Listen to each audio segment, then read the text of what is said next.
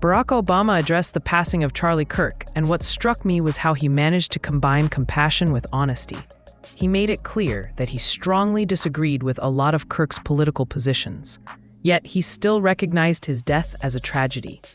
What happened to Charlie Kirk was horrific and a tragedy.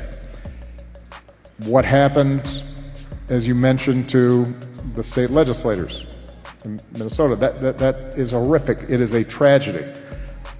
And there are no ifs, ands, or buts about it. The central premise of our democratic system is that we have to be able to disagree and have sometimes really contentious debates without resort to violence. And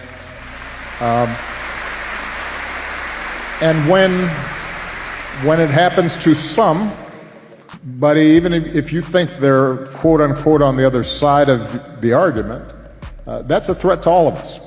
And we have to be clear and forthright in condemning it. Obviously, I didn't know Charlie Kirk.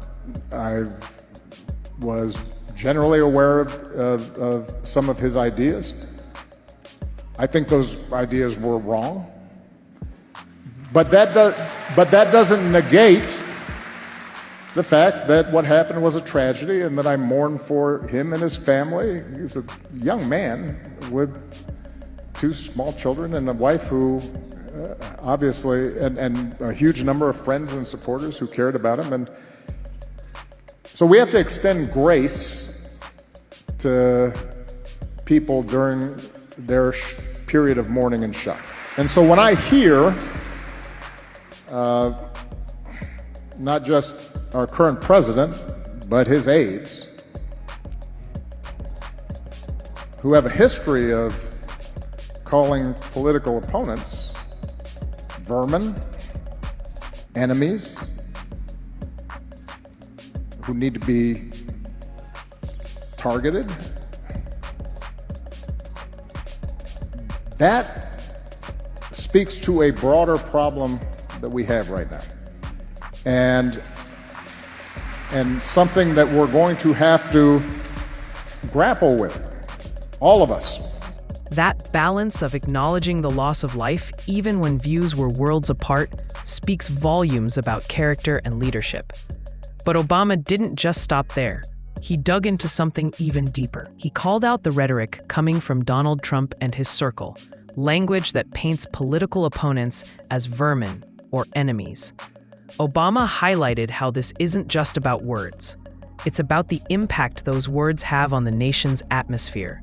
When you normalize dehumanizing language, you open the door to division, hostility, and even violence. It becomes bigger than politics. It becomes a societal problem. Hearing Obama speak on this reminds you of what thoughtful leadership sounds like. He didn't glorify Kirk, but he didn't use the moment to attack him either.